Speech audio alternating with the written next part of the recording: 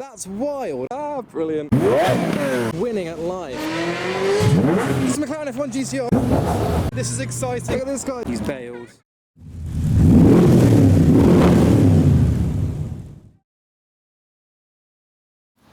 Hi, I'm Adam C and welcome to something a little bit different. Now today is the Hampton Court Concourse show and we are in the car park for the show and we're going to be having a look around at some of the cars in here and then capturing the departures from all the classics and supercars leaving the show, and there are millions and millions of pounds worth of cars in there, so I'm excited to see all of them on the road. So this is the collection of cars that are spectating at the show. These are the general public. So we start off with a TVR Tuscan Series 2. An absolutely gorgeous design from the Russian-owned era of TVR from 2005 thereabouts. This one is an 05 reg.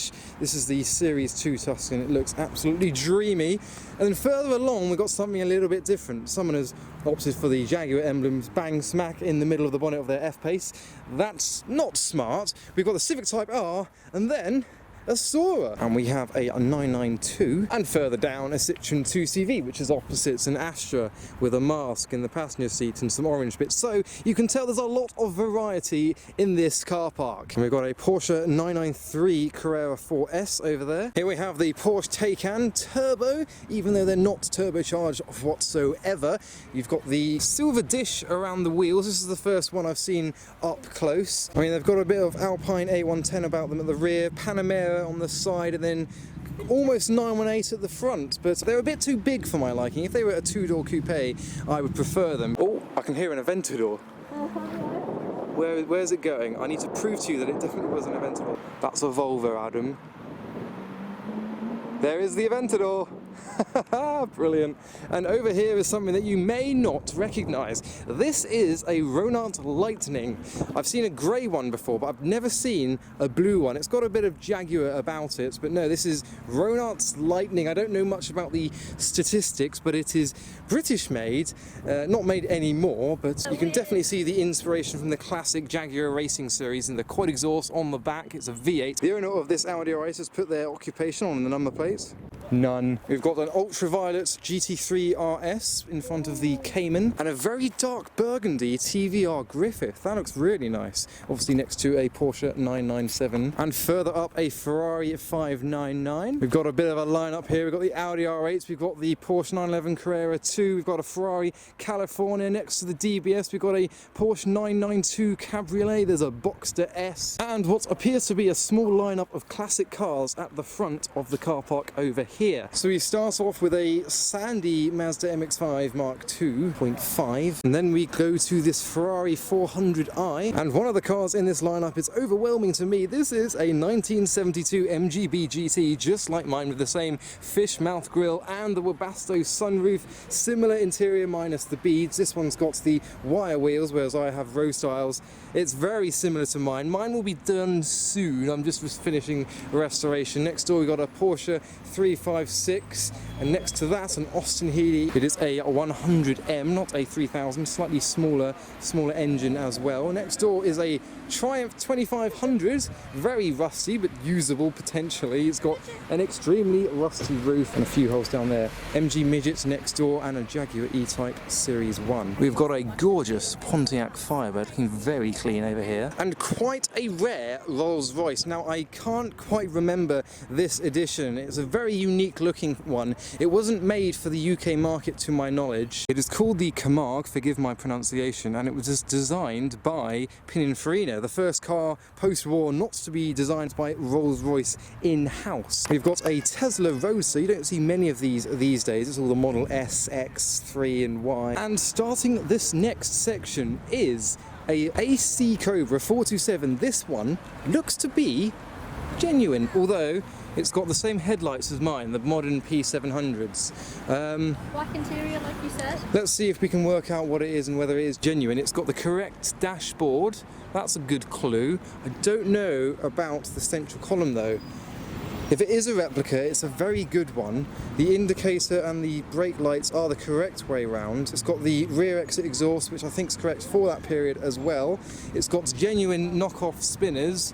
We're going to have to do a plate check just to see if it is actually real. So it's pretty decent, and we have done a plate check to double confirm that it is a Ram replica. It's a very, very good replica kit for this Cobra. The P700 headlights were the first giveaway. Yes, this is a Ram replica, but even still, it looks absolutely gorgeous here. We continue the lineup with the Triumph TR4, another Rolls-Royce, and a Ferrari 246 Dino. And what is this blue car? It's a Volvo.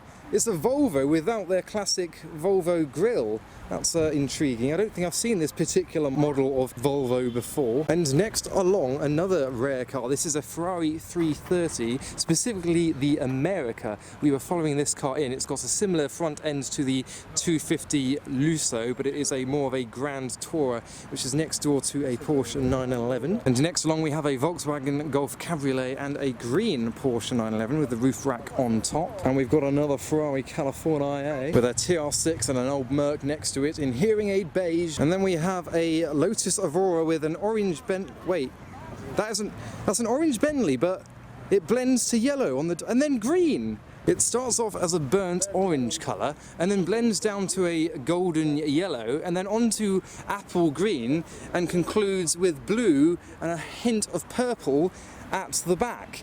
A very multicoloured Bentley Continental GTC in the car park. That's wild. I've never seen that kind of, I'm presuming it is a wrap. It looks like a wrap. It's definitely a wrap, but that is a unique Bentley Continental GTC next to the Aurora. Couldn't decide what colour. I'll take them all. Yes. And then we conclude with the new Aston Martin Vantage, a Jaguar XJS, and a Rolls-Royce Phantom on the end. So Hampton Court is just over there, and that is where cars will be leaving from. We've got an F80 M3, slightly modified, who is driving around. I've already seen quite a few cars, as well as the Aventador, that have been driving around the area. So that's what we're going to spend the day doing. So it's a very busy area. We've got an Alfa Romeo GT Junior cruising around as the first car for us. There's an M140R making pops and crackles, and this 420D sounding too loud for its own good. So we have found some drinks just down the road so we can sit on this and spectate as the cars drive by. So we've got the dark blue Alpine A110, a couple of old vintage classics in the distance as well, and a Series 3 Lotus Elan. We've got some traders selling some bicycles roadside, just on the pavement. So I can hear the distinctive sound of, yes, another Lamborghini Aventador. I think it's an SV. It is Aventador SV coming down. It's a very nice shade of blue. V10 on the number plate. It's a V12. Is that a Supra? What's a Supra doing at a meet like this? And a green Porsche 911 with bronze wheels? That is a very unusual specification. Twinned with red leather as well. Behind the flowers we've got a black Huracan Performante. He has been revving too. There goes the perf. More revs. He's got a stall for car spotting. That's winning at life. So we've got the vintage cars rolling around. We've got the GT3 RS in a beautiful shade of blue and a 968 as well in a similar shade. It's almost a purple. There's the combo. There we go. Nice variety of cars. We've got another class. I can't tell. Is it an Alvis? I'm not sure. We've got the Lamborghini Urus in the distance beyond the flowers and a white 997 GT3. We've got an old Bentley. We've got the Union Jack on the side with the roundel as well. That is a classic British Bentley in British racing green. If a 350Z was in this colour, we wouldn't bat an eyelid, but because it's a Bentley, it looks bizarre. I can hear a 430 Scuderia. I can see a bus. I cross over this side to get a better view of the cars, and then the bus gets in the way. But I'm in like a pen here. There we go. Oh, got a nice Alvis driving by, roof down in the sun. Yet more Alvises, quite the lineup. And behind the Alvises we've got a Ferrari 360. There is another Ferrari coming up further down as well. We have a 355 with his spotlights on.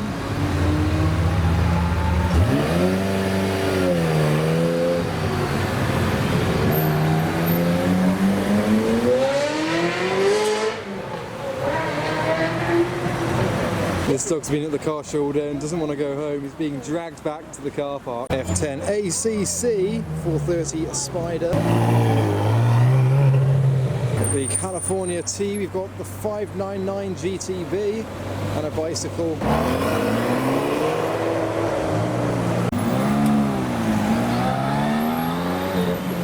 So we've got a family getting the cars to rev, even the vintage cars, they are egging them on.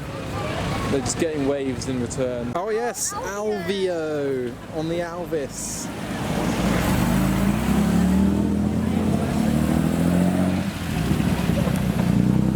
Next along we have a Ferrari Testarossa. This feels like a drive-by car show, it's fantastic.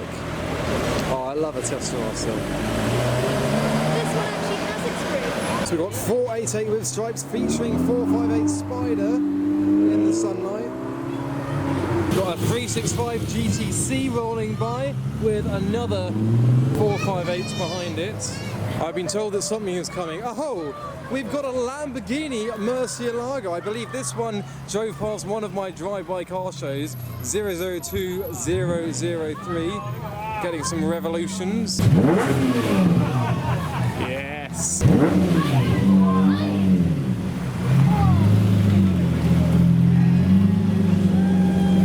Let's get some more revs. And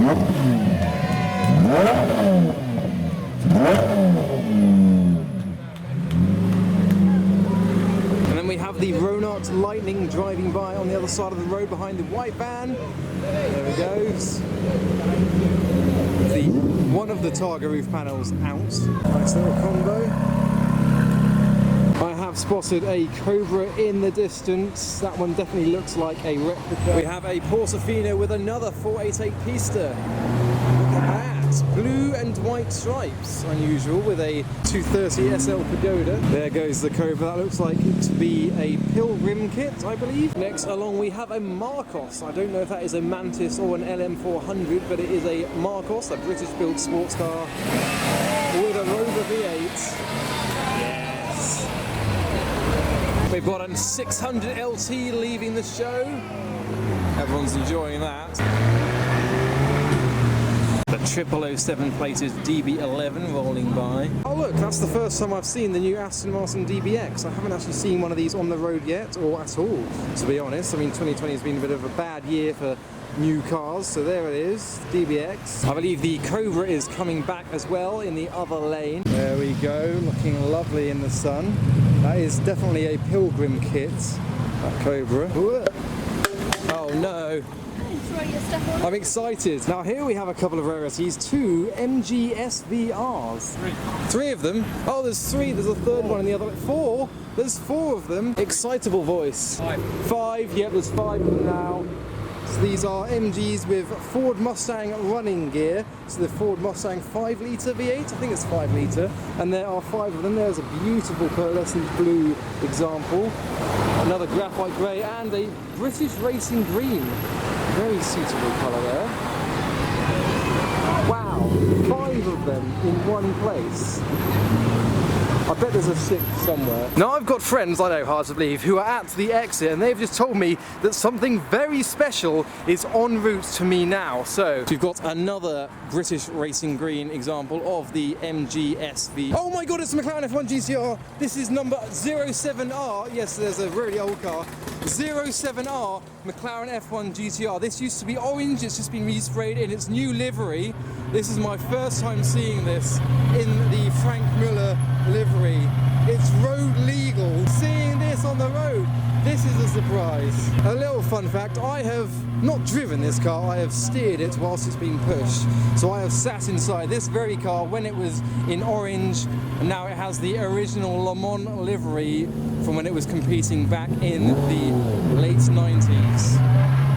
I'm going to have to follow this. Why is the reverse light on? It needs to sort out this permanent light here, but look at that. That is the best part of, I don't know, 25, 30 million pounds driving on the road, being swarmed over by a lot of car spotters. I'm going to go under the gate. Oh, I need to get an Instagram picture for that. There's a race car, as the kids exclaim. We are chasing it down the road.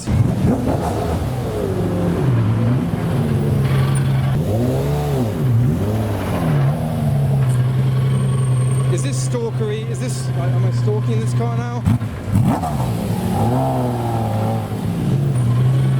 I'm gonna run round the side. This is exciting. We've also got a Ferrari and an Aventador behind it as well.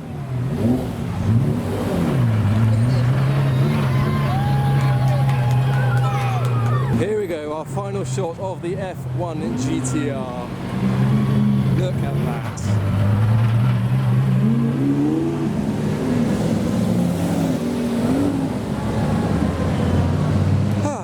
So there you go, a McLaren F1 GTR driving on the public roads. Right, I think we should head to the exit where all the cars are leaving from and have a look at them there. But I don't think anything is going to top that. Nothing. So we've got a 355 with an Alpine A110 and 997 Carrera S. The 355 sounds immense. Look at this guy dressed for the occasion. Pip pip and all that. A yellow Ferrari 360 Challenge Stradale with a 360 behind it. I do love them in yellow. And just up the road where the exit is, there is a Murcielago leaving. Murcielago Road, you can just about tell. So the next car to depart the show is a Porsche 917K in the, well, that's not quite true scale. Yeah, it's number 23. Le Mans 1970. I don't think that's genuine. What? Oh, 275 GTB, number 37.